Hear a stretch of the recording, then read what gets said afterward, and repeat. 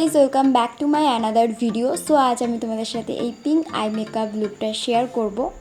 আর এই আই মেকআপটা তোমরা ওয়েডিং গেস্ট হিসেবে বা কোনো পার্টিতে বা কোনো ফেস্টিভ্যালে খুব সহজেই আই মেকআপটা ক্রিয়েট করতে পারবে। তাহলে চলো ভিডিওটা স্টার্ট করি। আমি এখানে 3টে কালার ইউজ করব। ফার্স্ট যে কালারটা ইউজ করছি সেটা light grey, second light pink, আর থার্ড নাম্বার হচ্ছে ডিপ পিঙ্ক। তাহলে শেষ অবধি পুরো ভিডিওটা দেখতে থাকো আমি কিভাবে এই আই মেকআপটা ক্রিয়েট করছি।